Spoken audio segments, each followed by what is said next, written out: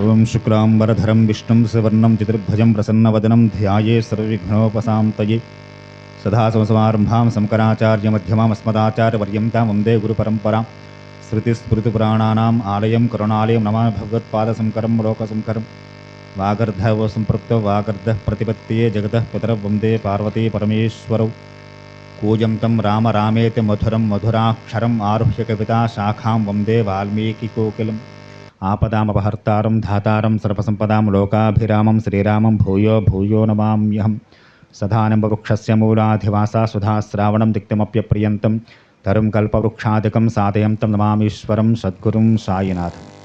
సభాయ నమః.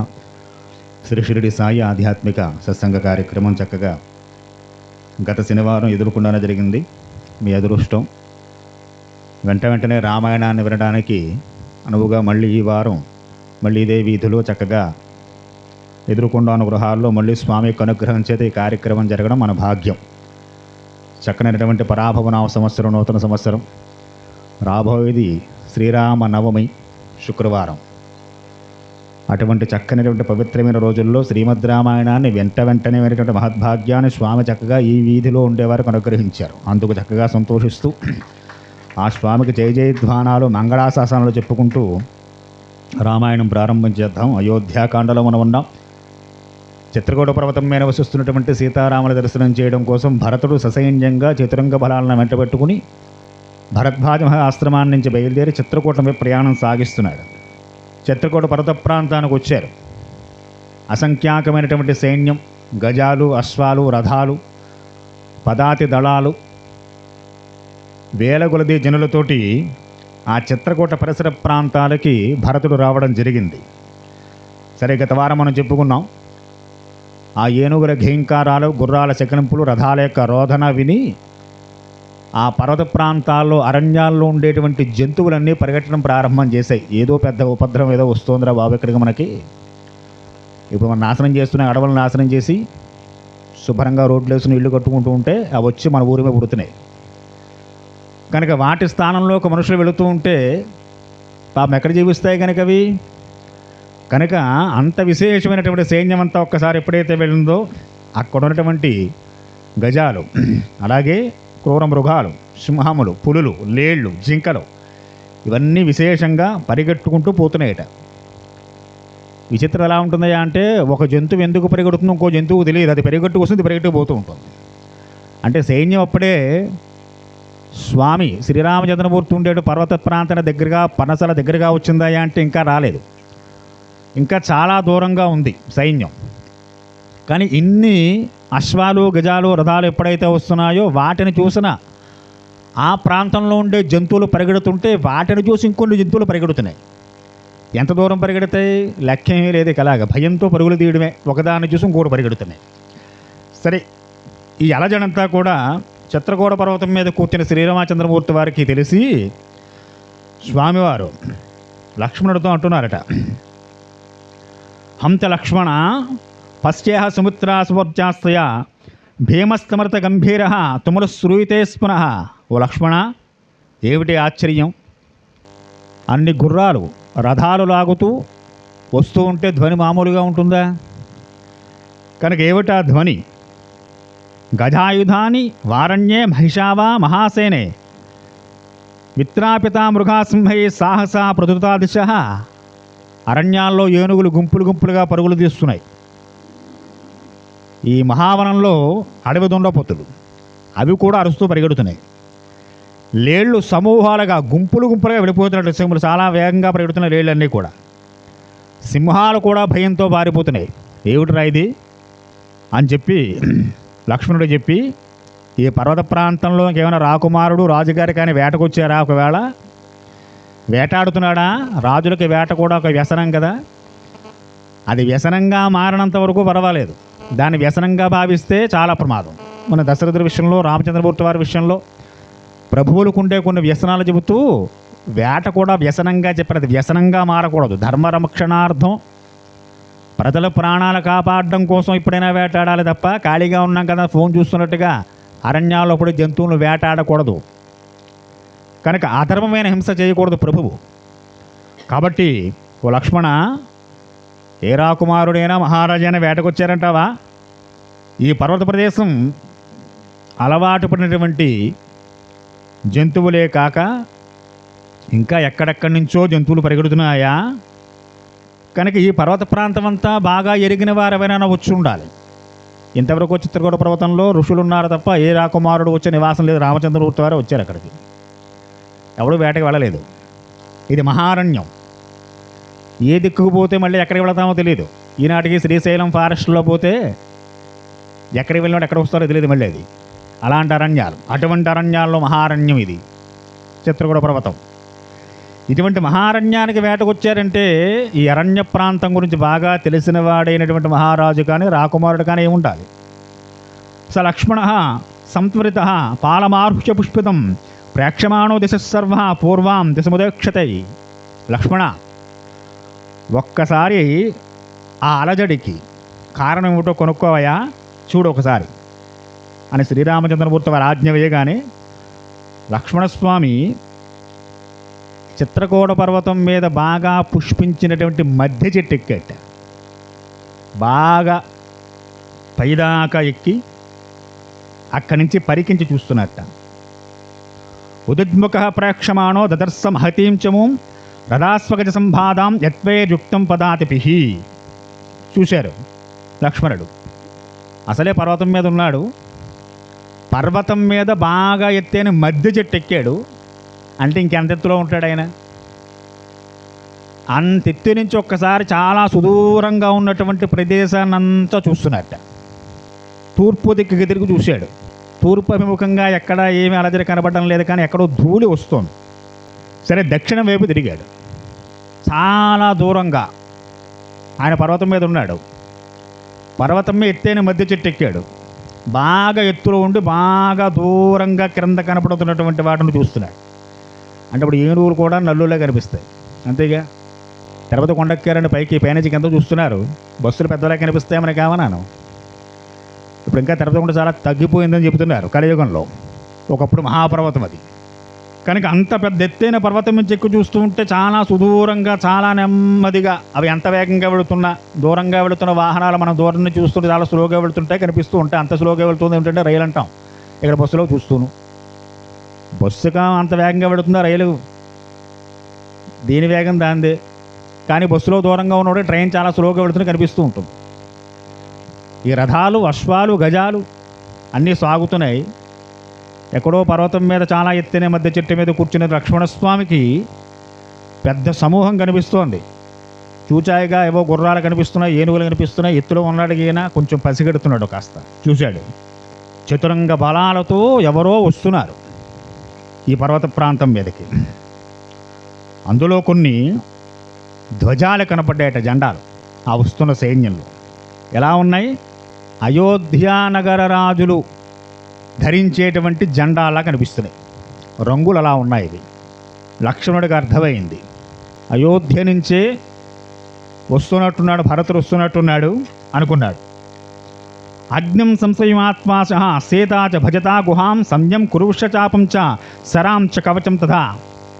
అన్నయ్య, ఓ రామచంద్ర ప్రభో, సీతమ్మ వారిని తీసుకెళ్లి పర్ణశాలలో దాచే, తలుపులేసి తాళమేసాయి. నువ్వు ధనుసు చేత్తో పట్టుకో, ఖడ్గాన్ని సిద్ధంగా ఉంచు, దాలు ధరించు, సిద్ధంగా ఉండు. చూసే రామచంద్రమూర్తి వారు చెట్టు మీద కూర్చొని కింద చూస్తూ అరుస్తున్నాడు. ఈయన కింద ఉన్నాడు రామచంద్రమూర్తి వారు. ఏమిట్రా లక్ష్మణ, ఏమిటి హడావుడి, ఏమిటా కంగారు? తం రామపురుష వ్యాఘ్రో లక్ష్మణ ప్రత్యువాచ అంగావేక్ష సౌమిత్రే కస్యేమాం మంజతే చమూం.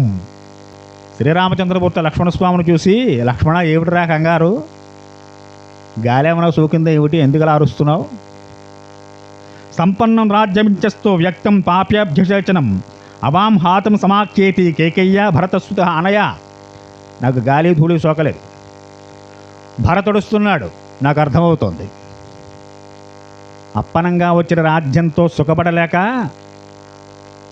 నిన్ను నన్ను కూడా చంపి శత్రుశేషం లేకుండా చేసుకుని ఇంకా ఏవో భోగాలు అనుభవించాలని కాంక్షతో వస్తున్నట్టున్నాడు. కాబట్టి అదిగో సేన ముందు భాగంలో ఎగురుతున్నాయి కొన్ని జెండాలు. అవన్నీ ఒకప్పుడు మన నాన్నగారు రథమ్మే వెళుతున్నప్పుడు ఎగిరినటువంటి జెండా పతాకాలు అవన్నీ కూడా. ఆ గుర్రాలు, అశ్వాలు ఇవన్నీ కనిపిస్తున్నాయి. కాబట్టి అన్నయ్య మనం సిద్ధంగా ఉండాలి. సీతమ్మ వారిని తీసుకెళ్ళి పర్ణశాలలో వేసి తాళం పెట్టాయి. మన ఇద్దరం నుంచుందాం. కోవిదార ధ్వజాలు, మన నాన్నగారు ఎప్పుడు రథం వేసుకు వెళ్ళినా ఈ కోవిదార ధ్వజాలు కనిపిస్తూ ఉండేవి.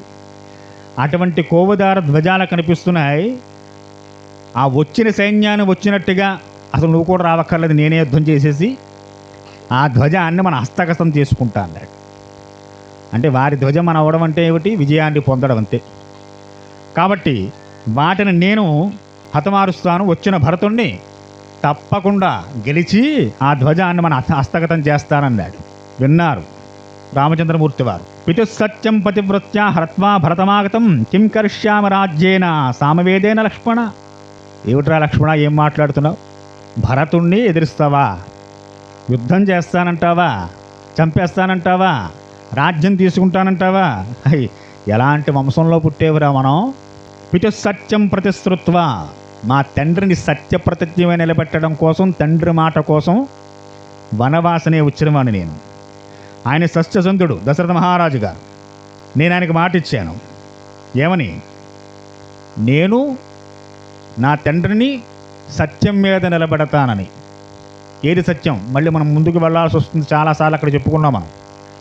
కైకమ్మకి ఇచ్చిన మాటను తప్పలేక, రాముణ్ణి వనవాసానికి పంపలేక సతమతమవుతున్నటువంటి దశరథ మహారాజు గారితో ఇచ్చిన మాట తప్పేవాడు కాదు మా తండ్రి అని చెప్పడం కోసం నేను వనవాసానికి వచ్చాను. అప్పుడు చాలా సుదీర్ఘంగా చెప్పుకున్నాం, స్వల్పంగా మీకు అందజేసేస్తున్నారు కూడా. కాబట్టి అలాగ ఆయన సత్యం మీద నిలబెట్టడం కోసం వనవాసానికి వచ్చినటువంటి నేను ఇప్పుడు నువ్వు భరతను చంపేస్తూ చూస్తూ కూర్చుంటే అది సత్యవ్రత పాలనలా అవుతుందిరా లక్ష్మణ. అందుగా పుట్టింది మనం. యద్ద్రవ్యం బాంధవానాం మిత్రాణం క్షమే భవేత్ వాహం తత్ ప్రతిగృహ్యాం భక్షాన్ విక్షుతానివా. లక్ష్మణ, ఒక విషయం బాగా గుర్తుపెట్టుకో. బంధువులను కానీ మిత్రులను కానీ నశింపచేసిన తర్వాత వచ్చే ద్రవ్యం కానీ రాజ్యం కానీ నాకు అక్కర్లేదరా, నేను దాన్ని స్వీకరించను. అలా వచ్చేటువంటి భక్ష్యభోజ్యాలు దేవేంద్ర పదవైనా నాకు అక్కర్లేదు. ధర్మమర్థంచ కామంచ పృథివీంచాపి లక్ష్మణ ఇచ్చామి యువతామాద్దే హేతత్ ప్రతిశృణోమితే. లక్ష్మణ, ధర్మార్థ కామాలను కానీ చివరికి రాజ్యాన్ని కానీ మీ అందరి నిమిత్తంగా మాత్రమే నేను తీసుకుంటాను. ఈ మాట నేను శపథం చేస్తున్నాను. నేను సోదరుల కొరకే, మీకోసమే ధనమైన రాజ్యమైనా స్వీకరిస్తాను. మీరే లేనప్పుడు నాకు రాజ్యం ఎందుకు, ధనం ఎందుకురా? ఇదే మాట మహాభారతంలో ధర్మరాజు గారు కూడా అంటారు. అధర్మంగా వచ్చేటువంటి ఇంద్ర పదవి కూడా నాకు అక్కర్లేదురా అబ్బాయి. జ్ఞాతుని చంపి రక్తశక్తంతో వచ్చేటువంటి ఆ కూడు తింటే నిద్రలా పడుతుందిరా. అవే మాటలు యథార్థంగా మహాభారతం, రామాయణం కొద్ది కొద్ది శ్లోకాల దగ్గరగా ఉంటూ ఉంటాయి మనకి. కాబట్టి లక్ష్మణుడు, నేను మీ గురించి కోరతాను, మీ సుఖం కోరి నా సుఖం కోరతాను తప్ప నా సుఖం మాత్రమే కోరుకోను. ఇది రాముడు హృదయం. మీ ముగ్గురు బాగుంటేనే నేను బాగుంటాను. మీ ముగ్గురు కష్టపడితే నేను సుఖంగా ఉండాలని చూస్తున్నావు, చూసావా? అది ఎప్పుడు రాముడు కోరడరా పిచ్చివాడా. నేయం మమహి సౌమ్యం దుర్లభ సాగరాంబ నహిచ్చేయమ ధర్మేణ సక్రత్వపై లక్ష్మణ. నిజంగా నేను నా కోసం కనుక రాజ్యాన్ని కోరుకోవలసి వస్తే చతుస్సముద్రముద్రటువంటి సమస్త ధరావలయం అంతా నా పాదాక్రాంతం ఎప్పుడో చేసుకుని ఉంది. ప్రత్యేకంగా యుద్ధాలు చేయక్కర్లేదురా, ఎప్పుడో నా పాదాక్రాంతం అయిపోతుంది ఈ భూమి అంతా కూడా. ఇది ఒక రాజ్యం కాదండి, అయోధ్య ఒకటే కాదు, సమస్త భూమండలం శ్రీరామచంద్రమూర్తి పాదాక్రాంతమై ఉండును. కానీ ఈ అధర్మంగా వచ్చేటువంటి పదవి కానీ సుఖం కానీ నాకు అక్కర్లేదురా. యద్వినా భరతం త్వాచా శత్రుఘ్నం చాపమానద ధనేన్మమ సుఖం కించత్ భస్మం తత్కృతాం సఖీ. లక్ష్మణ, భరతుడికి నీకు శత్రుఘ్నుడికి లేని సుఖం నాకు ఏమాత్రం అక్కర్లేదు. బాగా గుర్తుపెట్టుకోవాల్సిన విషయాలు. అన్నదమ్ములపై జాస్తి తగాదాలు, పొలం తగాదాలు వచ్చి వాడి మనం లాగేసుకుందాం, వాడిది లాగేసుకుందాం, మనం సుఖంగా ఉంటే చాలు, మన భార్య, మన పుత్రులు, మన ఇల్లు అనుకునేటువంటి స్థితిలో ఉన్నటువంటి మనకి శ్రీరామచంద్రమూర్తి వారు చెబుతున్నటువంటి సోదర ప్రేమ. అన్నదమ్ములంటే ఒకే రక్తం పంచుకుపుట్టినటువంటి వారు. మీకు లేని సుఖం నాకు అక్కర్లేదు. భరతుణ్ణి చంపి ఏమంటున్నావురా? భరతుణ్ణి చంపి రాజ్యాన్ని తీసుకోమంటున్నావా? నువ్వు చంపేస్తావని రాకుండాను. ఎందుకు వచ్చిన మాటలు రావి? మన్యే హనుగతో యోధ్యాం భరతో భాతృవత్సల మమ ప్రాణాత్ ప్రీతర కులధర్మమనుస్తున్నాను. ఓ లక్ష్మణ, భరతుడి యొక్క సోదర ప్రేమ నిరుపమానమైందిరా. నాకు తెలుసు ఆ ప్రేమ ఏమిటో, నీకేం తెలుసు పిచ్చివాడా? భరతుడు నాకు ప్రాణాల కన్నా ఎక్కువ. అంత ప్రేమ భరతుడంటే నాకు. చాలా ప్రీతిపాత్రుడు. నేను జటావలకలాలు ధరించి జానకితోటి నీతోటి అరణ్యావాసంలో ఉన్నానని చెప్పి నన్నేదో కాస్త మభ్యపెట్టో నచ్చజెప్పో తీసుకువెళ్ళడం కోసం వస్తున్నట్టున్నాడు రా వాడు. ఎందుకురా అనవసరంగా అలా మాట్లాడతావు భరతుడి గురించి? నీ సోదరుడు గురించి మాట్లాడాల్సిన మాటలేనా ఇవి? ఎలాంటి వంశంలో జన్మించేవరా? విప్రయం కృతపూర్వం తే భరతేన కదామకిం ఈదృశం నాభయం త్వేయ భరతం యోత్ర సంకసే. ఇంకా చెబుతున్నారు, లక్ష్మణ, భరతుడు ఎప్పుడైనా ఇది వరకు, ఇప్పుడు ఆల్రెడీ 12 ఏళ్ళు అయిపోయింది అమ్మమ్మగారు ఇంటికి వెళ్ళిపోయి, కాదు మనతో కలిసి ఉన్న రోజుల్లో ఎప్పుడైనా నీకు అపకారం చేసేడా? ఒకసారి గుర్తు తెచ్చుకో. లేదా భరతుడి వల్ల నీకు ఎప్పుడైనా భయం కలిగిందా? ఈ 2 విషయాలు చెప్పు చాలు, నాకు ఇంకేమొద్దు. కొంతమందిని చూస్తే భయం వేస్తుంది వాడు మన ఏం చేస్తాడో అని. మన చుట్టూనే ఉంటారు, మనకి తెలియకుండా వెనకాత గోతులు తీసేసేవాళ్ళు ఇంకా చాలామంది ఉంటారు. ఈ రెండిట్లో ఏదో ఒకటి చెప్పవయా. మనతో కలిసి ఉన్న రోజుల్లో భరతుడి వల్ల నీకు భయం కలిగింది ఎప్పుడైనా? అయ్య బాబు, భరతుడు నా పక్కన ఉంటే భయం అంటే అని ఎప్పుడైనా అనిపించిందా నీకు? లేదా నీకు ఎప్పుడైనా ద్రోహం చేసాడా? ఈ 2 విషయాలు చెప్పరా చాలు నాకు. నైతే నిష్ఠురం వాచో భరతో నప్రియం వచ అహం యాప్రియముక్తం స్యాం భరతస్యా ప్రియే కృతే. ఎందుకురా అనవసరంగా అప్రియం మాట్లాడతావు భరతుడి విషయంలో? ఎవరు చెప్పారు నీకు ఇవన్నీ? చాలా గట్టిగా మాట్లాడుతున్నారండి. రాముడు కింద కూర్చున్నాడు, లక్ష్మణుడు చెట్టు మీద ఉన్నాడు. ఇలాగే సంభాషణ అంతా. ఇది రాజ్యస్య హేతోస్వం ఇమాం వాచం ప్రభాషతే వక్షామి భరతం దృష్ట్వా రాజ్యేమస్మే ప్రదీయత్. రాజ్యానికి ఆశపడి ఒకవేళ నీ మనస్సులో ఏమైనా రాజ్యకాంక్ష ఉన్నట్లయితే చెప్పు నాకు. యుద్ధాలు, చంపడాలు, రక్తపాతాలు లేకుండా భరతుడికి చెప్పి ఆ రాజ్యం నీకే అప్పగిస్తా. ఇది చాలదు, ఇంకా చెప్పుతూ కొట్టినట్టు అనిపించింది లక్ష్మణుడికి. నీకేమైనా కోరుకుంటా చెప్పరా? అటువంటి కోరుకుంటేనే కదా ఇలా నిష్ఠూరని మాట్లాడతారు ఎవరైనాను. మన మనస్సులో ఏదో కోరుకుండాలి, ఆ కోరిక తీరడం లేదు కాబట్టి ఏవో నిష్ఠూరాలు వేసి మన ఆనందం పొందుతుంది, మన దాని మీద ఆశ ఉంది మనకి. కాబట్టి ఒకవేళ నీకేవైనా రాజ్యం మీద కాంక్ష ఉన్నట్లయితే నాకు చెప్పు. యుద్ధాలు అక్కర్లేదు, రక్తపాతాలు అక్కర్లేదు, భరతుడికి చెప్పి రాజ్యం నీకే ఇప్పిస్తా అన్నారు. ఎప్పుడైతే ఈ మాట విన్నారో లక్ష్మణుడు హృదయం చెదిరిపోయింది. తద్వాక్య లక్ష్మణం శ్రుత్వా వ్రీళత ప్రత్యువాచ త్వామన్యే దృష్టమాయత పితా దశరథ స్వయం. ఈ మాటలు ఎప్పుడైతే విన్నాడో సిగ్గుపడిపోయాడండి. చెట్టు మీద రాముడి కన్నా పైనే ఉన్నాడు, కానీ గుణంలో రాముడి కన్నా చాలా క్రింది స్థాయిలో ఉన్నాడు లక్ష్మణుడు. చాలా సిగ్గుపడ్డాడు, తల దించుకున్నాడు. అన్నా, ఈ మాటలు నీకు వద్దు, ఇవి వినక బ్రతకలేను నేను. నీ మీద ప్రేమతోటి, నీ అందుండే అనురాగం చేత మా నాన్నగారు దశరథ మహారాజు గారే వస్తున్నారని భావన చేస్తున్నాను, ఇక నన్ను శంకించద్దు అని చాలా సిగ్గుతో మాట్లాడాడు. విరళితం రక్షణం దృష్ట్వా రాఘవ ప్రత్యువాచ విషమ్మన్యే మహాబాహు ఇస్మాన్ ద్రష్టుమాగత. సిగ్గుతో తల వంచుకున్నవాడై మాట్లాడిన తర్వాత, లక్ష్మణ, మహాబాహుడైనటువంటి భరతుడు మనను చూడగోరు వస్తున్నాడు. ఇక్కడికి వచ్చినటువంటి భరతుడితోటి నువ్వు కాస్త కోపంగా మాట్లాడినా, మనస్సు నొచ్చుకున్నట్టు మాట్లాడినా అది నన్నన్నట్టే గుర్తుపెట్టుకో. ఇక ఏం మాట్లాడతాడండి?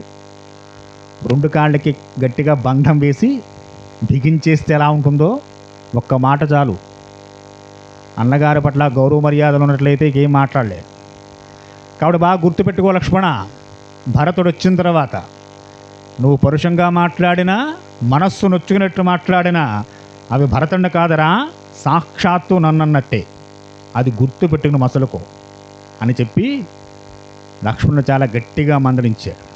సరే, ఏతౌతో సంప్రకాశైతే గోత్రంతా మనోరమం వాయువేగ సమోవీర జనౌ తిరుగోత్తమ. వెంటనే శ్రీరామచంద్రమూర్తి వారు లేచి చూస్తున్నారట.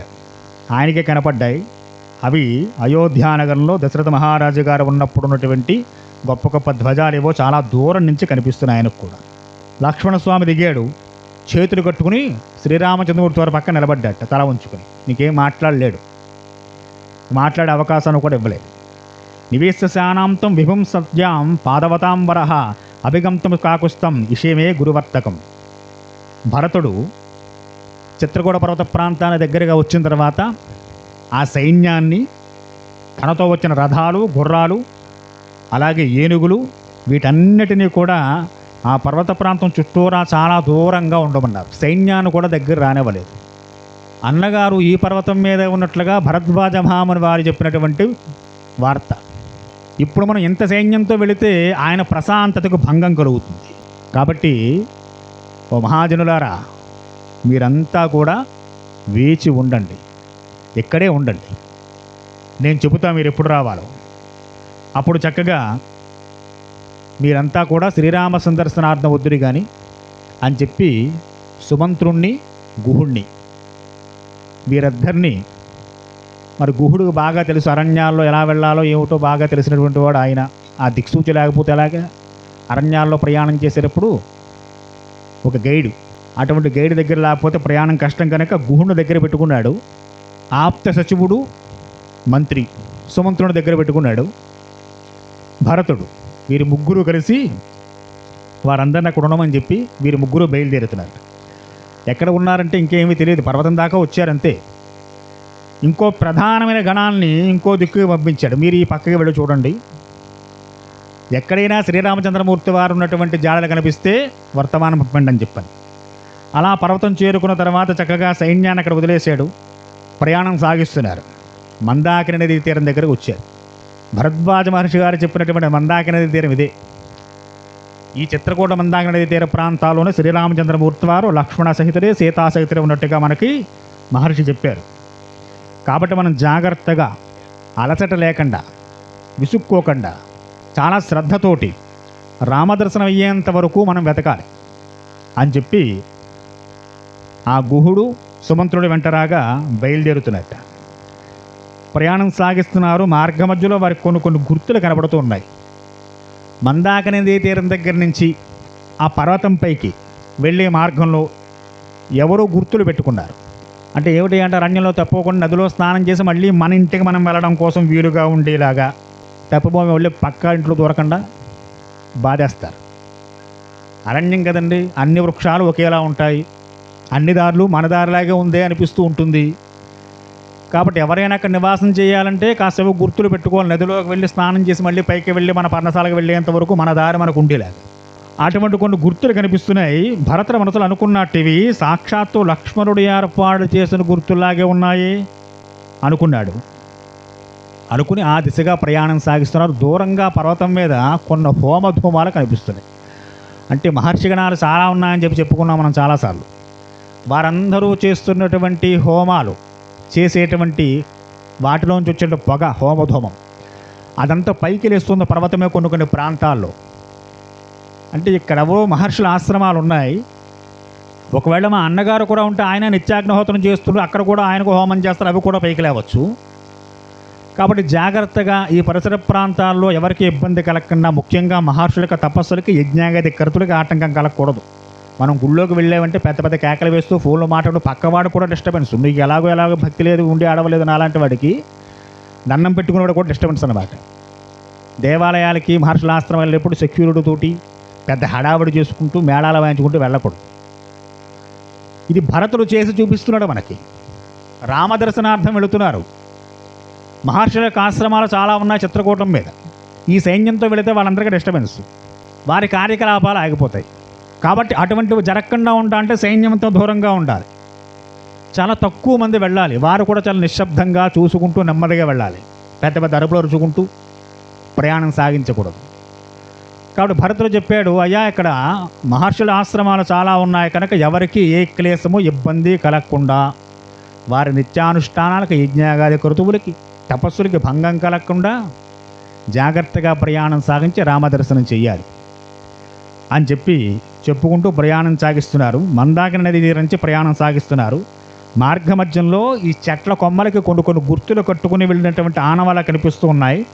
వాటిని పట్టుకుని ఈ మార్గం గుండా వెళ్ళినట్లయితే మనకు రామదర్శనం అవుతుందేమో అన్నటువంటి ఒక ఆలోచన చేత ఆ గుహుణ్ణి, సుమంత్రుణ్ణి వెంట పెట్టుకుని చాలా దూరం ప్రయాణం చేసేటండి పర్వతం మీదకి భరతుడు. జటలం చేరవాసనం ప్రాంజలం పతితం భువి దదస్స రామో దుర్దర్శం యుగాంతే భాస్కరం యథా. ప్రయాణం సాగిస్తూ అనుకుంటున్నట్టు భరతుడి మనస్సులో, మా అన్నగారి దర్శనం అవుతే ఆయన పాదాల మీద పడి ఆయన బ్రతిమాలి ఒప్పించి ఆయన రాజ్యానికి తీసుకువెళ్ళాలి. తీసుకువెళ్ళి ఆ రాజ్యంలో పట్టాభిషక్తిని చేసి ఆయన పాలనలో మేమంతా సుఖంగా ఉండాలి. అలా అనుకుంటూ ప్రయాణం సాగిస్తున్నారు. ఆ గుర్తుల్ని బట్టి ప్రయాణం సాగిస్తూ పక్కన గోడుతోటి సుమంత్రుడితో కూడా మాట్లాడుతున్నాడు ఆయన. మనం రాముడి దగ్గరికి వచ్చేసామంటారా? ఈ మార్గంగా ప్రయాణం చేస్తే రామదర్శనం తథ్యం అంటారా? మనస్సులో పక్క రాముడు దర్శనం అవుతున్నట్టు గట్టిగా నమ్మకం ఉన్నా ఈ మార్గంలో వెళితే అవుతుందో లేదో ఒక సంశయం కూడా ఉంది. మహారణ్యం కాది కనుక అలా అనుకుంటూ చాలా భక్తి ప్రపత్తులతో ఎక్కడైతే హోమధూమాలు బాగా పైకొస్తున్నాయో ఆ ఆశ్రమాల దాకా వెళ్ళి వారిని దర్శనం చేసుకుంటూ నెమ్మదిగా ముందుకు సాగుతూ రామ దర్శన కాంక్షతో బయలుదేరి వెళుతున్నట్ట. బయలుదేరి చాలా దూరం ప్రయాణం చేసిన వారు చక్కగా ఆయనకి లక్ష్మణుడు ఏర్పాటు చేసిన కొన్ని గుర్తులు బలంగా కనపడ్డాయి. ఇవి లక్ష్మణుడు ఏర్పాటు చేసినవే. ఎందువల్ల అంటే ఇలాంటి పటిష్టమైనటువంటి ఈ గుర్తుల్ని ఏర్పాటు చేసి అన్నగారు వదిన గారు స్నానం చేసి మళ్ళీ పర్ణశాలకు వెళ్ళే పర్యంతం వారు ఎక్కడికి తప్పిపోకుండా, ఎందుకంటే రామచంద్రమూర్తి వారింది బాగా భక్తి ప్రేమానురాగాలు బాగా ఎక్కువ లక్ష్మణుడికి. కాబట్టి అన్నగారికి ఏ క్లేశం కలగకుండా వారు సునాయాసంగా తమ తమకి ఆశ్రమాలు చేరడం కోసం ఏర్పాటు చేసిన గుర్తులే అని మనస్సులో నిశ్చయం చేసుకుని చాలా వేగంగా ప్రయాణం సాగించి వెళ్ళారట. వెళితే కొంత దూరం ప్రయాణం చేసేసరికి వారికి చాలా దూరంగా ఒక పెద్ద పర్ణశాల కనపడింది. చూశారు, ముందుకు సాగుతున్నారు. ఈయన మనస్సంతా ఒక విధమైన ఉద్విగ్నతకు గురైపోయింది. ఎప్పటి నుంచో రామును చూడాలని కోరిక, ఆ దర్శనం అవుతుందా లేదని అనుమానం, ఆయన యందు విశేషమైన భక్తి ప్రేమలో ఇన్ని ఉండి ఇక కాసేపట్లో ఆయన చూస్తాను, ఇక కాసేపట్లో ఆయన నాతో మాట్లాడతాడు అన్నటువంటి ఊహ తలుచుకుంటే మనస్సంతా కూడా ఒక పక్క ఆనందంగానూ ఉంది, మరో పక్క దుఃఖంతో కూడా నిండిపోతుంది. అంటే స్థితి మనం వర్ణించడానికి వీలు కాదు. అటువంటి అనుభవాలు ఎదురవ్వాలి తప్ప మాటలో గంటసేపు పురాణం చెప్పని మనకు అర్థమే చావదు. అది పాలకో తీయగా ఉందంటే తీపి వర్ణించమంటే ఏం వర్ణిస్తాం చెప్పండి? తినాలంటే నువ్వు తింటే తెలుస్తుంది, నేనేం చెప్తాను. కనుక భరతుడి యొక్క భావన వర్ణిస్తే తీరేది కాదు. కాబట్టి అలా చూసుకుంటూ వెళుతున్నారట. వెళ్ళేసరికి చాలా దగ్గరికి వస్తున్న పర్ణశాల దగ్గరికి. ఆ పర్ణశాలకు జారేసి ఖడ్గాలు ఉన్నాయి, ధనుస్సులు ఉన్నాయి, బాణములు ఉన్నాయి. ఇవన్నీ చూశారు. ఇవి రామచంద్రమూర్తి వారివే. చక్కగా ఉత్తరం వైపునటువంటి ఒక పెద్ద ఆసనం మీద, వీరాసనం మీద కూర్చుని ఉన్నారట స్వామి.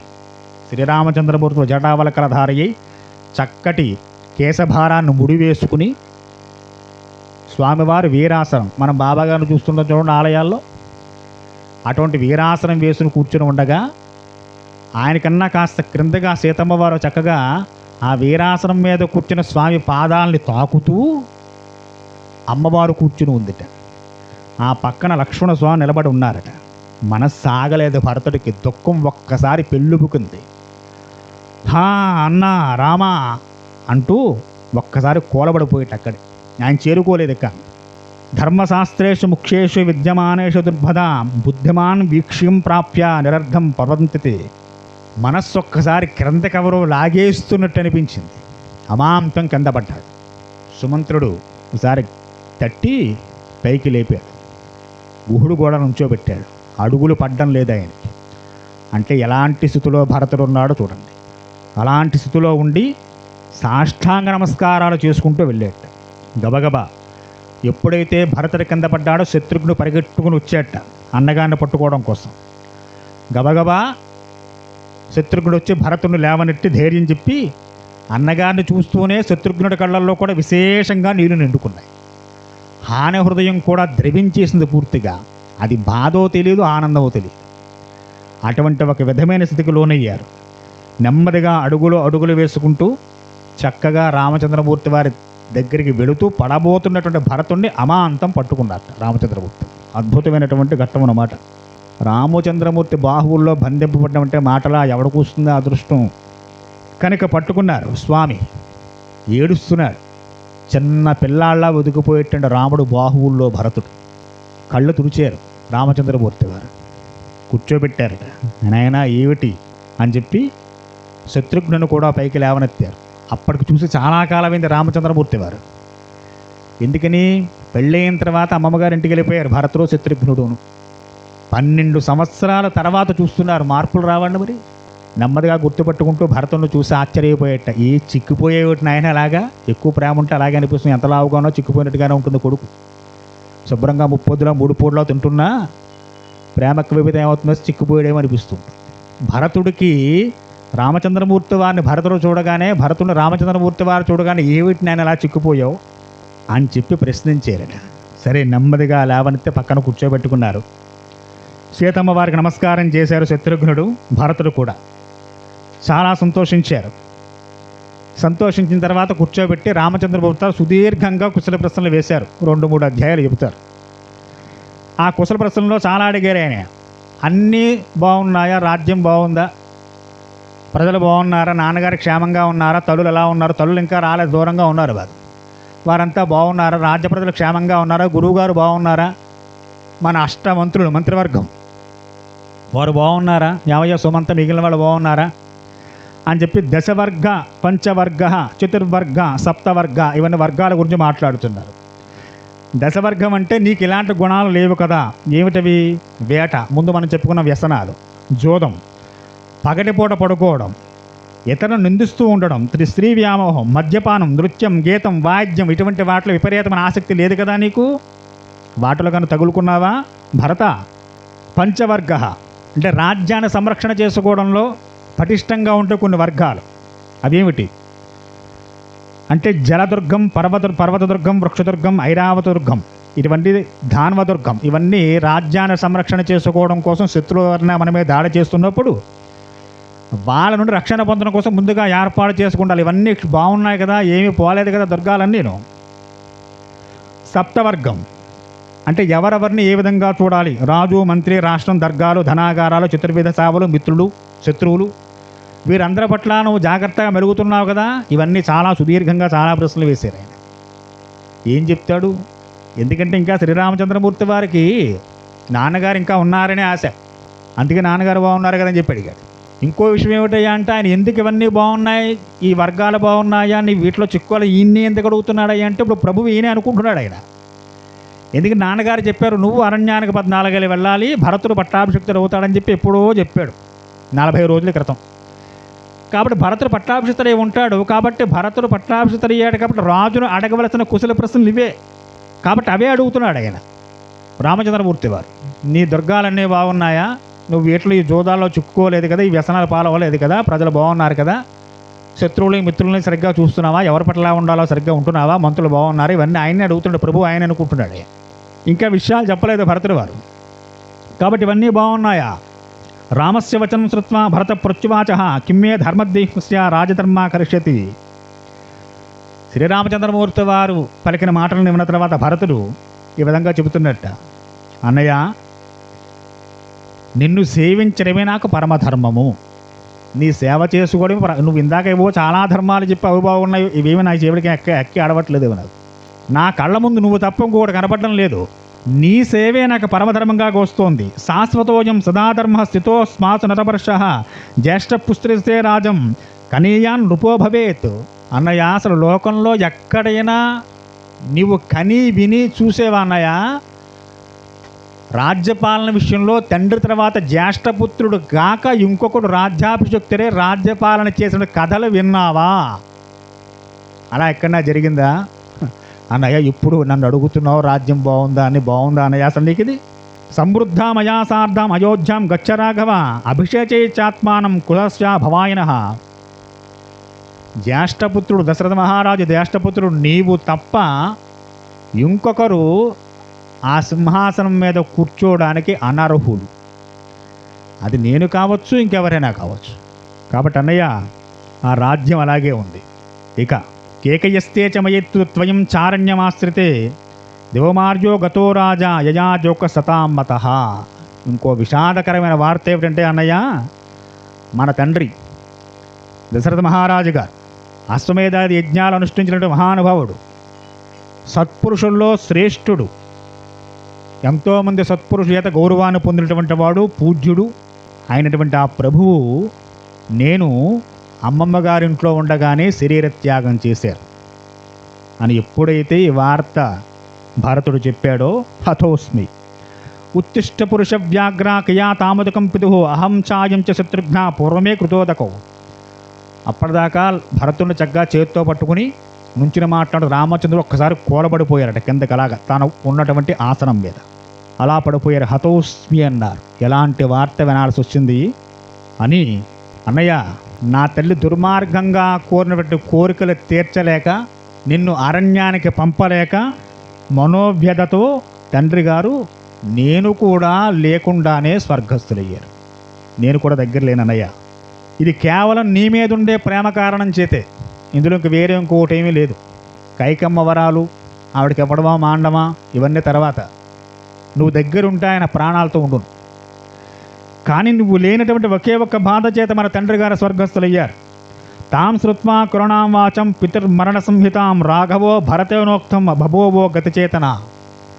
కింద కూలపడిపోయినప్పుడు శ్రీరామచంద్రమూర్తి వారిని భరతుడు ఇప్పుడు లేవనెత్తాడు. ఇందాక భరతుణ్ణి శ్రీరామచంద్రమూర్తి వారి పైకి లేపారు. ఇప్పుడు పరమ దుఃఖార్తితో నిండిపోయినటువంటి శ్రీరామచంద్రమూర్తి వారిని భరత శత్రుఘ్నులు నెమ్మదిగా పైకి లేపి నుంచోబెట్టారట. అన్నయ్య నాన్నగారికి తలతర్పణాలు చెయ్యాలి. జ్యేష్ఠుడు చేస్తేనే పితృదేవతలకు చెందుతుంది రామాయణం. కాబట్టి అన్నయ్య లేవండి, మందాకినదే తీరంలో నాన్నగారికి జలతర్పణం మీ చేతితో వదలాలి అని చెప్పగానే కాసేపటికి గుండె ధైర్యం తెచ్చుకుని అనేయం గుణమాఖ్యానం చీరమాహారచోత్తమం జలక్రియార్థం తాతశ్చ గమిష్యామి మహాత్మనః. కళ్ళ నిండా నీళ్లు నింపుకున్నవాడై మరో పక్క దుఃఖంతో కుమిలిపోతున్న లక్ష్మణుడిని పిలిచి, లక్ష్మణ లే, ఆ గార చెట్టు దగ్గరికి వెళ్ళి ఆ విత్తనాలు తీసుకురా, తెరగపిండిని తీసుకురా, మనం మందాకిని నదిలోకి వెళ్ళి తండ్రి గారికి తర్పణాలు విడిచిపెట్టాలి అని చెప్పి లక్ష్మణుడు తొందర చేశారు. సీతాపురస్వా జాతు త్వమేవాభిముతో వ్రజ అహం పశ్చాద్గమిష్యామి గతిర్శేష సుధారణ. ఎప్పుడైతే సుమంత్రుడు గుహుడు భరతుడు వస్తున్నారో సీతమ్మ వారు పర్ణశాల లోపలికి వెళ్ళిపోయింది. ఆవిడ అంటే ఇది కూడా చెబుతోంది, రాజ్యకలాపాలు ఆస్తి పంపకాల్లో పక్కన భార్య ఉండాలా అక్కర్లేదా అంటే దీన్ని చూసి నేర్చుకోవాలి. మళ్ళీ గురువుగారు మీకెందుకండి ఈ విషయాలన్నీ, మా ఇష్టాలు, మా ఫ్యామిలీ మ్యాటర్స్, రామాయణం చెప్పడం కోసం వచ్చారో చెప్పి హాయిగా ఇంటికి వెళ్ళండి, లేకపోతే ఇక్కడ వాయిన్ చేస్తూ ఉంటారేమో. సీతమ్మ వారు చెబుతోంది, పక్కన ఉంచోలేదండి అమ్మవారు, పర్ణశాలలోకి వెళ్ళిపోయిందిట. పర్ణశాలలోకి వెళ్ళినటువంటి సీతమ్మ దగ్గరికి వెళ్ళంటే శ్రీరామచంద్రమూర్తి వారు, దశరథ మహారాజు గారు మీ మామగారు స్వర్గస్థులు అయ్యారు, ఆయనకి జలతర్పణాలు చేయడం కోసం మందాకిని నది తీరానికి వెళ్ళాలి అనగానే సీతమ్మ వారు కూడా చాలా దుఃఖించింది. ఒక్కసారి మనస్సంతా కకావికలం అయిపోయింది. ఐం గుదం బదిమిశ్రం హిరణ్యాన్ దర్భసంపదే వశ్యారామ సుదుఃఖార్తో రుదున్ వచనమబ్రవీత్. కొన్ని రేగపండ్ల గుజ్జుని గార ముద్దల్ని తీసుకుని పిండాలుగా చేసి మందాకిని నదీ తీరంలో రామ లక్ష్మ భరత శత్రుఘ్నులు నలుగురు కూడా తండ్రి గారికి ఉత్తమగతులు కలగాలని, వారు చక్కటి స్వర్గాన్ని అధిరోహణ చేయాలని తలుస్తూ తలతర్పణాలు చేసి ఆ గారపిండి ముద్దలతో పిండ ప్రదానాలు చేశారట. యదం భుక్ష్వ మహారాజా ప్రీతో యదా స్వయం యదన్న పురుషో భవతి తర్నాశ్చ దేవతా. లక్ష్మణుడు గద్గత స్వరంతో, తండ్రి మనం ఏది తింటే అదే భగవంతుడు సమర్పణ చేస్తాం. వనవాస దీక్షలో ఉన్న నాన్నగారు పితృకర్మ చేయడం కోసం విశేషమైన పదార్థాలు సంపాదించలేకపోతున్నాం.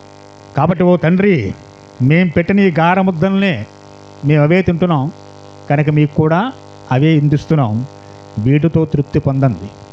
10వ రోజు క్రియ చేస్తారు, ధర్మోదకాలని చెప్పి చెబుతూ ఉంటారు. ఎవరన్నా గతిస్తే 10వ రోజు సన్నిహితులు చుట్టాలు కాకుండా మిత్రులు బంధువులు స్నేహితులు అందరూ రావాలి.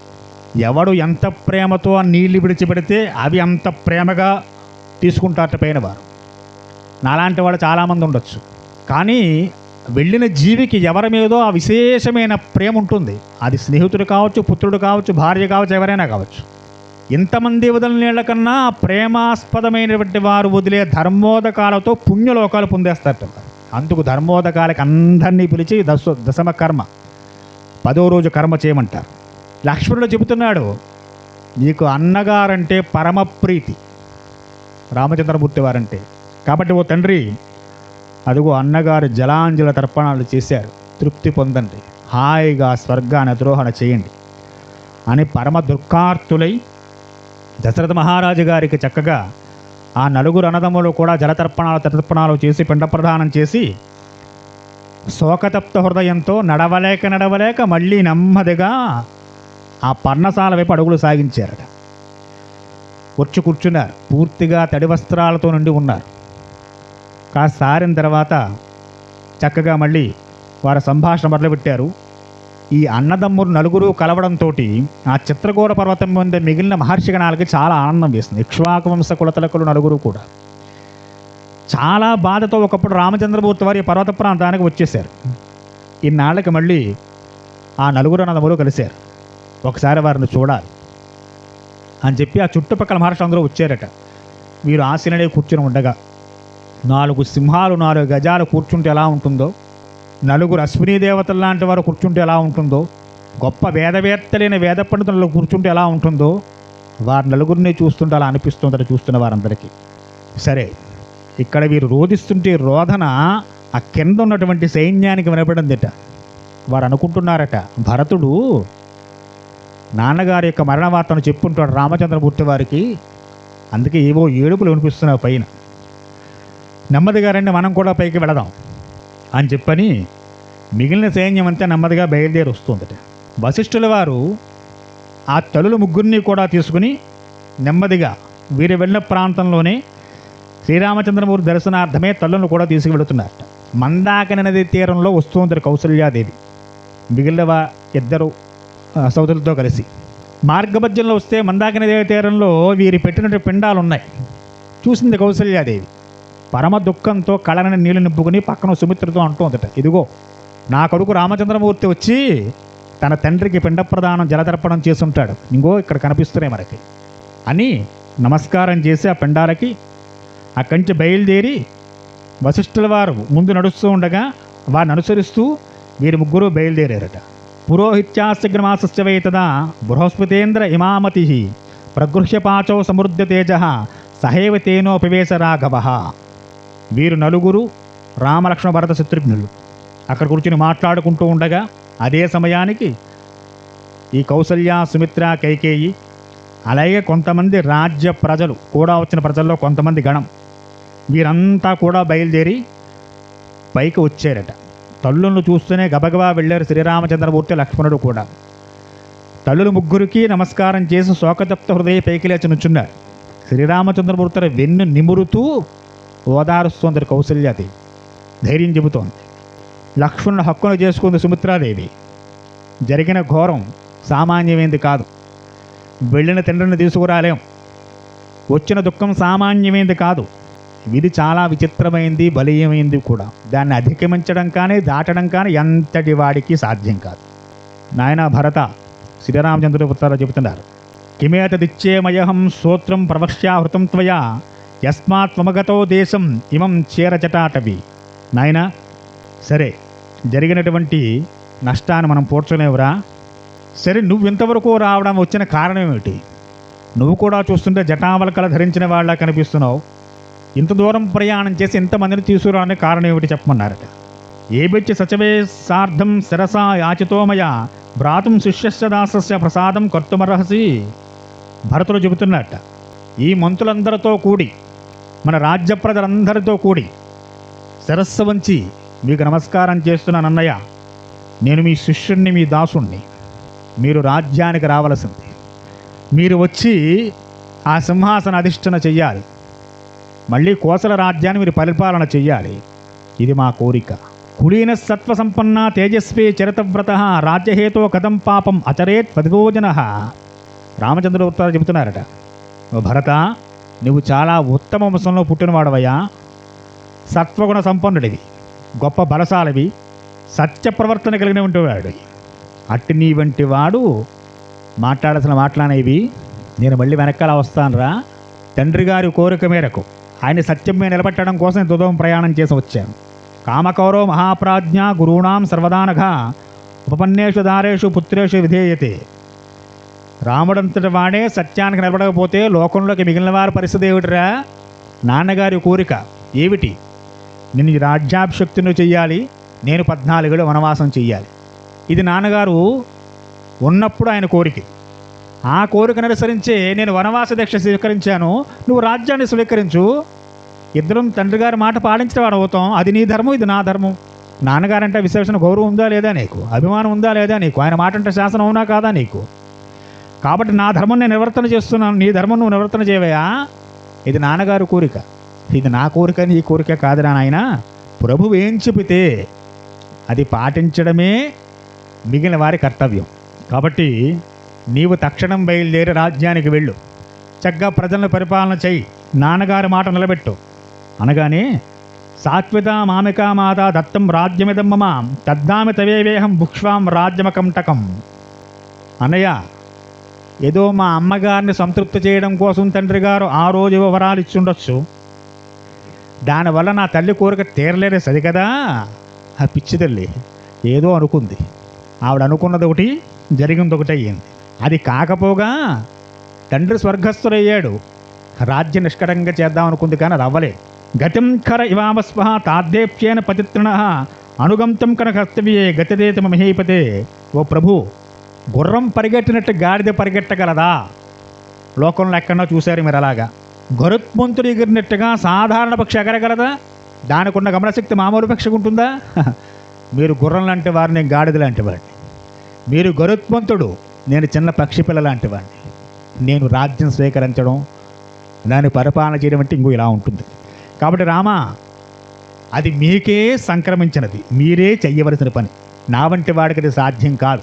ఈ సమస్త భూమండలాన్ని, ఎన్నో గ్రామాలు, ఎన్నో రాజ్యాలు, సామంతరాజులు, అనేక రకాల జనులు, వారందరి యొక్క యోగక్షేమాలు అహోరాత్రాలు చూడడం అంటే నా వంటి వాడికి సాధ్యమయ్యే పని కాదు, అది మీకే సాధ్యం. కాబట్టి నాన్నగారు స్వర్గస్థులు అయ్యారు కనుక ఇక రాజ్యపాలన చేయవలసిన బాధ్యత మీదే. కాబట్టి రండి, అయోధ్యకు వచ్చి రాజ్యపాలన చేపట్టండి అని భరతుడు చాలా గొప్పగా చెప్పాడు. చుట్టూ ఉన్న ప్రజలందరూ కూడా చాలా బాగా చెప్పే, బాగు చాలా బాగా చెప్తున్నారు భరతుడు అని చెప్పి వారందరూ కూడా భరతుడికి బాగా ఒత్తాసు పలికారు. బాగా చెప్పేవయ్యా, మా మాట కూడా అదే అని చెప్పిన వారందరూ కూడా చెబుతున్నారు. చూశారు స్వామి రామచంద్రమూర్తి వారు, ఏముంది వారంతా వచ్చింది అదే పని గురించి కదా, రాముడిని అలాగనే తీసుకుపోవాలి కనుక భరతుడు ఎంతో గొప్పగా మాట్లాడుతున్నాడు కాబట్టి భరతుడి మాటకే వారు ఒత్తాసు పలికారు. రామచంద్రమూర్తి వారు చెబుతున్నారు చక్కగా, నాయనా, లోకంలో ఎక్కడైనా ఎంత దురాత్ముడైన కొడుకైనా తండ్రి బ్రతికుండగా ఇచ్చిన దానాన్ని తిరిగి తీసుకునేవాడు ఉంటాడు రా లోకంలో. ఈ రోజుల్లో అయితే ఉంటారులండి. తండ్రి బ్రతికుండగా ఏవో దానాలు చేశాడు, తండ్రి చనిపోయాడు, కొడుకు వచ్చి ఆ స్థలం నాది, ఈ ఇల్లు నాది అని చెప్పి తిరిగి రాయించుకుంటాడు, దుర్మార్గుడు నాలంటాడు. అలాంటి వాడు ఉంటాడు. ఇది ఎప్పుడు మాట? త్రేతాయుగం నాటి మాట. అప్పుడు అసలు ఆ ప్రశ్నే లేదు. కనుక నాన్నగారు బ్రతికుండగా చెప్పారు, ఆయన లేరు కాబట్టి వచ్చే రాజ్యమే కూర్చోరా అంటున్నావు, ఇది ఎక్కడ మాటలు రా ఇవి? లోకంలో ధర్మాత్ముడు, సత్యానికి కట్టుబడేవాడు మాట్లాడే మాటలే. అంటే తండ్రి ఉండగా ఒకలాగా, లేనప్పుడు ఒకలాగా. ఏ వంశంలో ప్రభవించేవరా? ఆ వంశాన్ని కళంకం తెస్తే పని చేస్తావా భరత? తగ్గు అని చాలా గట్టిగా చెప్పారటండి. ఇప్పుడు అందులో ఆ మహర్షుల్లో జాబాలి అనే మహర్షి ముందుకు వచ్చాడు. ఆయన చెబుతున్నారట, శ్రీరామచంద్ర, చాలా సంతోషం, నువ్వు సత్యానికి కట్టుబడతా అంటున్నావు, ధర్మానికి కట్టుబడతా అంటున్నావు, కానీ ఒక్క విషయం చూడు రామచంద్రమూర్తి, నీ కళ్ళ ముందు నీ పాదాక్రాంతమైనటువంటి సింహాసనాన్ని కాదని అరణ్యాల్లో కూర్చునేవాడిని ఏమంటారు? వాడు తెలివైనవాడనలా, మూర్ఖుడనలా? రాజ్యం ఎవరితన వాళ్ళే మాకొద్దు అంటున్నారు, పట్టుకొచ్చి నీ కాళ్ళ ముందు పెడుతున్నారు. అలా వస్తే ఎవడైనా అబ్బా జబ్బలు ఎగరేసుకుంటూ వెళ్ళి కూర్చోగలగా కుర్చీలోను? ఇక నువ్వు చెప్పేటువంటి విషయాలున్నా చూసావా, తండ్రి మరణించాడు, తండ్రి గారు గతించిన తర్వాత మాట కట్టుబడక్క, అసలు మీ తండ్రి ఎక్కడికి వెళ్ళాడో, ఎలా వెళ్ళాడో నువ్వు చూసావా, నేను చూసానా? ఇవన్నీ కేవలంగా మనిషిని ధర్మవర్తన వైపు నడవడం కోసం పెద్దలు పెట్టినటువంటి చిన్న చిన్న కండిషన్స్ అంతే. వీటిలోనే పడి ములిగేవాడు ఉంటాడు చూసావా రామా, వాడు నా దృష్టిలో గొప్ప అజ్ఞాని. కాబట్టి ఈ సత్యం, ధర్మం ఇవన్నీ ఏవి లేవయా. ఈ శరీరంతో ఉండగా శరీరానికి అనుభవించిన సుఖాన్ని అనుభవింపజేసేదాన్ని జాగ్రత్తగా సాగనంపడమే పరమధర్మము. ఇది ఎవరు? వశిష్ఠుడితో సమానంగా ఉండేటువంటి జాబాలి నాస్తికవాదంతో కూడిన మాటలు మాట్లాడారట. రామచంద్రమూర్తి వారి తీవ్ర ఆగ్రహం కలిగిందండి. వెంటనే రామచంద్రుల వారితో చాలా కళ్ళు ఎరిపిక్కాయి రామచంద్రమూర్తికి. ఆయన మాట్లాడుతున్నారట ఎవరితోటి? జాబాలతోటి. నాయన, లోకంలో ఏది జరిగినా సత్యం వల్ల జరుగుతోంది. భావాలేస్తు వచశ్రుత్వ రామ సత్యాత్మజం పరహ ఉవాచ పరయా భక్త్యా సుబుద్ధ్యా భావజాంజయ. సత్యపరాక్రముడు రామచంద్రమూర్తి వారి మాటలు. నాయన, సత్యం వల్లే సూర్యుడు ఉదయిస్తున్నారు, సత్యం వల్లే చంద్రోదయం అవుతోంది. సత్యానికి కట్టుబడే సముద్రాలు తమ యొక్క చలియల్ని దాటకుండా ప్రవాహం చేస్తూ ఉన్నాయి. ధర్మం వల్లే ఇవన్నీ జరుగుతున్నాయరా. నక్షత్రాలు, గ్రహకక్షలు తప్పకుండా ప్రవర్తన జరుగుతున్నాయి వల్లే కేవలం సత్యం మాత్రంగానే జరుగుతుంది తప్ప ఇంకొకటి కాదు. తగ్గలాగా ఏం మాట్లాడుతున్నావు? ధర్మం గురించి ఏం తెలుసుంటున్నావా? ధర్మం అసత్యం అంటున్నావా? సత్యం లేదంటున్నావా? శరీరం రావడం పోవడం అనేది నీకు ఏమీ తెలియదా? నీ వంటి వాడిని పక్కన పెట్టుకుని మా తండ్రి గారు గొప్ప తప్పు చేశారు. ఇటువంటి నాస్తికుడిని పక్కన ఉండకూడదు. ఇలాంటి వాళ్ళు చాలామంది బయలుదేరుతుంటారు లోకంలో. ఈ రోజుల్లో ఇంకా ఎక్కువ. మనకి ఇక్కడున్నదే సుఖం, ఇక్కడ చూసిందే సత్యం. శుభ్రంగా తినండి, తాగండి, మీరేం చేసినా ఏదో చేస్తే పాపమంతా పోతుంటారు. ఎవడికి పోదండి, రాముడికి దశరథుడికే పోలేదు, మీకు నాకు పోతుంది నమ్ముతారు. పిచ్చి మాటలు కాకపోతే ఏవేవో చెబుతూ ఉంటారు. అవేవి పోయేవి కాదు. కాలంలో ప్రతి ఒక్కడు తాను చేసిన కర్మను తాను అనుభవించి తీరవలసిందే, ఏ ధర్మంలో ఉన్నవాడైనా సరే. ఇది ప్రస్ఫుటంగా రామచంద్రమూర్తి వారి వచనాలు. సత్యమే వామృసం సంచ రాజవృత్తం సనాతనం తస్మా సత్యాత్మకం రాజ్యం సత్యే లోక ప్రతిష్ఠిత. సత్యానికి కట్టుబడ్డవాడిని లోకం గౌరవిస్తుంది, పూజిస్తుంది. ఎవడైతే సత్యానికి కట్టుబడతాడో వాడిని సూర్యచంద్రులు కూడా గౌరవిస్తుంటారు. దేవతలు సత్యానికి లొంగి దిగొస్తారు. వృద్ధుజంతేదా సర్పాన్ నరాధప వాచిదావహ ధర్మ సత్యం పరోలోకే మూలం స్వర్గస్య సోచ్యతే. స్వర్గం వచ్చిందంటే సత్యం వల్లే వస్తుంది. ఓ జాబాలి, ఏదో మాట్లాడుతున్నావు. దస్తమిష్టం హతం చేవ తస్తాని చ తాంసచ వేదా సత్య ప్రతిష్టాన తస్మా సత్యపురో భవేత్. వేదం సత్యం వల్లనే మరగలుగుతోంది.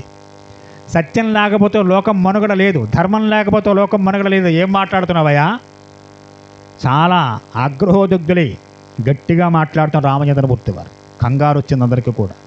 కాలంలో ఎవడైనా వాడు చేసినటువంటి కర్మను అనుభవించి తీరవలసిందే, అది ఎవరికీ తప్పదు. అసత్య సందస్స సత చలాశాస్త్ర చేత నైవదేవాస పితర ప్రతీత్యం తేతన శృతం.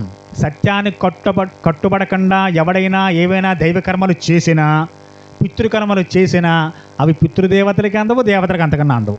వారు తృప్తి పడాలంటే సత్యానికి కట్టుబడ్డవాడు, ధర్మానికి కట్టుబడ్డవాడు చేసేటువంటి కర్మల మీదే దేవతార్చనలైనా పితృకర్మలైనా ఆధారపడి ఉంటాయి. రామచంద్రమూర్తి ఘంటాపదంగా చెబుతున్న మాటలు. సత్యానికే ధర్మానికి కట్టుబడకుండా యజ్ఞగాది కర్తువులు చేసినా, ధర్మశాలలు కట్టించినా, బావులు తవ్వించినా నిరర్థకం. దానివల్ల ఉపయోగం ఏమి చెబుతున్నారు ఆయన? ప్రత్యేగాత్మవిమం ధర్మం సత్యం పశ్చామహం సయం భారత్ సత్పురుషాచీర్ణ తదర్థమన్యతే. లోకంలో సజ్జనులు సత్యానికి కట్టుబడ్డ వాడిని సంతోషిస్తారయ్యా. ఆ సజ్జనులందరూ కూడా ఎవడైతే సత్యానికి కట్టుబడ్డాడో వాడిని ఆదరిస్తారు, వాడిని చూసి సంతోషిస్తారు. దేవతలు కూడా సంతోషిస్తారు. సత్యం ధర్మంచ పరాక్రమంచ భూతాన కంపసాం ప్రియవాదం చ ద్విజాతి చేవదా పూజనం చ సంధానమహు ప్రతిష్ఠిత. భూతదయ కలిగి ఉండడం, ప్రియంగా మాట్లాడడం, బ్రాహ్మణోత్తముల్ని గౌరవించడం, అతిథులను ఆదరించడం, దేవతలను పూజించడం, ఇవన్నీ కూడా సత్యానికి కట్టుబడి ఎవడ చేస్తాడో వాడికి స్వర్గద్వారాలు తెరుచుకుంటాయి. నిందామ్యహం కర్మ పితుకృతం తతం యస్వా ముగృహణాతో ద్విషమడ్యం బుద్ధిమం బుద్ధ్యా వయం విధాయ చరంతం సువాస్తకం ధర్మపదాసేతం. చక్కనైన బుద్ధి కలిగి సత్యానికి కట్టుబడి ధర్మానికి కట్టుబడి ఎవడైతే నియమనిష్టలతో జీవనం సాగిస్తూ ఉంటాడో వాణ్ణి దేవతలు సాధారణంగా స్వర్గంలో కొన్న ఆహ్వానం చేస్తారు. నేను పాటించే సత్యం వల్ల, నేను ఆచరించే ధర్మం వల్ల, ఇది నా గురించి కాదు, మా తండ్రి గారిని స్వర్గలోకంలో నిలబడం కోసం నేను సత్యానికి కట్టబడతాను. నా తండ్రి స్వర్గంలో దేవతలతో పూజింపడం కోసం ధర్మానికి కట్టుబడతాను. రాముడు చెబుతున్న మాటలు ఇవి. నేను చేసే ధర్మం సత్యం నా గురించి కాదయా, మా నాన్నగారి గురించి. ఆయన బాగుండాలని చేస్తున్నాను. మనం చేసే కర్మలను ఎవరి గురించి చేయాలి? తల్లిదండ్రులు బాగోవడం కోసం చేయాలి. అందుకు పుత్రుడు సంతానం ఎందుకు కావాలని చెప్పి అడిగారు. ఆస్తులు పంచుకోవడం కోసం, ఇంకా పెంచడం కోసం కాదని సంతానం. మనం చేసిన దాన ధర్మాలు మనం చేసిన యజ్ఞయాగాది క్రతువులు, ఆ పుణ్యకర్మలు తర్వాత కాలంలో కొనసాగించడం కోసం సంతానం కావాలి. అలాంటి సంతానం అయితే ఉండాలి, లేకపోతే అక్కర్లేదు. అందుకే పూర్వకాలం వాళ్ళ సంతానం కోసం పోకలాడేవారు, సత్సంతానం కావాలని పోకలాడేవారు. అందుకు సంతానం కావాలి. నేను నువ్వు అనుకునేటువంటి సంతానం కాదయా జాబాలి, ఆగక్కడ అని గట్టిగా గద్దించగానే వశిష్ఠుల వారు ముందుకొచ్చారు. నాయన రామచంద్రమూర్తి శాంతించు, జాబాలి నాస్తికుడు కాదయా, ఆయన గొప్ప ఆస్తికుడు. మరి ఎందుకు అలా మాట్లాడాడు? లోకంలో ఒక మాట ఉంటుంది, ఇప్పటికీ మహాభారతం మీద శ్రీకృష్ణ పరమాత్మ రాయభారానికి వెళతా అన్నారు, ధర్మరాజు గారు వద్దన్నారు. ఎందుకు వద్దన్నారయ్యా అంటే, శ్రీకృష్ణుడు అంటే విపరీతమైన భక్తి ప్రేమలు ధర్మరాజు గారికి. అటువంటి వ్యక్తిని అక్కడ ఉన్నవారందరూ మూర్ఖులే, ఒక్కడూ జ్ఞాని లేడు అక్కడ. అటువంటి క్రూరమైన సభలోకి పంపించి అక్కడ ఎవరైనా కాస్త చులకనగా తోలునాడి మాట్లాడితే ఈయన హృదయం తలడిల్లిపోతుంది ధర్మరాజు గారికి. ఎవరైనా వచ్చి కృష్ణుణ్ణి దుర్యోధనుడు ఇలా అన్నాడండి అని ఒక్క మాట ధర్మరాజు గారు తెలిస్తే కింద పడి దొల్లి ఏడుస్తాడే. ఆ ప్రేమతోటి కృష్ణుని వద్దు బాబోయ్ అన్నాడు. పరమాత్మ ఒక మాట చెప్పారు, హోరు నాయన నువ్వు బాగానే చెబుతున్నావు, బాగానే ఉందిరా ధర్మరాజా, రేపు పొద్దున లోకం ఏముంటుందంటే అసలు కృష్ణుడు కనుక వెళ్ళి రాయబారం చేస్తుంటే యుద్ధం ఆగును, ఆయన వెళ్ళలేదు అందుకు యుద్ధం జరిగిందంటారా నాయన దిక్కుమాలసంతా. ఎందుకు వచ్చిన గొడవ, నేను కూడా వెళతాను రాయబారం కనుక బయలుదేరిన మహానుభావుడు. ఇంత చేసినా కూడా ఆఖరికి మళ్ళీ గాంధారితో మాట్లాడ్డాడు. గాంధారి యుద్ధం అయిపోయిన ఒక మాట అంటుంది, కృష్ణ నువ్వు కావాలని చేసేవి ఇది, నీవు తలుచుకుంటే యుద్ధం ఆగును, కానీ నువ్వు కావాలని దగ్గరుండి యుద్ధం చేయించేవంది. ఇన్ని చేసినా మాటలు తప్పలేదు అది. ఇప్పుడు మనలాంటి వాళ్ళు ఉంటారుగా, ఇప్పుడు జాబాలు అలాగా శరీర సుఖాలే మంచిది, ఇప్పుడు చాలామంది బయలుదేరారుగా లోకంలోను. రామచంద్రమూర్తి గారు ఎవరైనా ఈ మాటలు కాస్త చెప్పుంటే దానికి లొంగి అసత్యాన్ని కొట్టుబడి అధర్మానికి కొట్టుబడి రాముడు తిరిగి రాజ్యానికి వచ్చినేమో అని అలాంటి వాడు రేపు పొద్దున దండేసిన మేక నుంచి స్టేజ్ మీద మాట్లాడుతున్నాడు దుర్మార్గుడు. ఇలాంటి వాళ్ళని నోరు మూయించడం కోసం జాబాలి ఆ నాస్తికవాదంతో కూడిన మాటలను కూడా మాట్లాడాడు. వశిష్ఠుల వారు ముందుకొచ్చి రామచంద్రుడు శాంతిపరిచి, నాయన లోకనింద ఏ విధంగా అయినా రావచ్చు, మానవుడికి ఏముందండి, ఎలా పడితే అలా మాట్లాడతారు. కాబట్టి ఆ నిందను తొలగించడం కోసం జాబాలి నాస్తికుడు కాదయ్యా, ఆస్తికుడు ఆయన, ధర్మం తెలిసినవాడే. కానీ కాస్త నీ మనస్సేమైనా కరిగించడం కోసం ఇంతమంది జనం నిన్ను తీసుకెళ్ళడం కోసం వచ్చారు కదా, కనుక వీరందరి తరపున 4 మాటలు ఎలా చెప్పుంటే, ఎంతసేపు సత్యం ధర్మం జ్ఞానం అని చెప్తున్నారు రాముడికి, కాస్త ఏసీ వేసుకుంటే చల్లగా ఉంటుందండి, పరుపు పెట్టుకుంటే మెత్తగా ఉంటుందండి, రాజ్యంలో వచ్చే పంచభక్ష ప్రవన్నాలు ఉంటే శుభ్రంగా 3 పూట్ల తినచ్చ, ఎవరన్నా చెబితే కాస్త లోపల వచ్చినేమో అని చెప్పి నాలాంటి వాడు మాట్లాడతాడేమో అని జాబాల నోటు అంటే ఆ మాటలు వచ్చే ప్రయత్నం చేశారట. దానికి కూడా లంగలేదు స్వామి. ఆ విధంగా వశిష్ఠ మహర్షి ముందుకు వచ్చి రామచంద్రమూర్తిని శాంతింపజేశారు. రామచంద్రమూర్తితో శాంతించిన తర్వాత భరతుడు ఏ విధంగా స్వామిని తీసుకెళ్లే ప్రయత్నాలు చేస్తున్నారు, తర్వాత ఘట్టాలు ఏ విధంగా జరిగాయో వచ్చేవారిని తెలిసే ప్రయత్నం చేద్దాం. స్వస్తి స్వస్తి ప్రియాభ్యాం పరిపాలయంతా న్యాయేన మార్గాన మహీమహేచాం గోబ్రాహ్మణేభ్య శుభమస్తు నిత్యం లోకా సమస్తా సుఖినో భవంతు. స్వస్తి.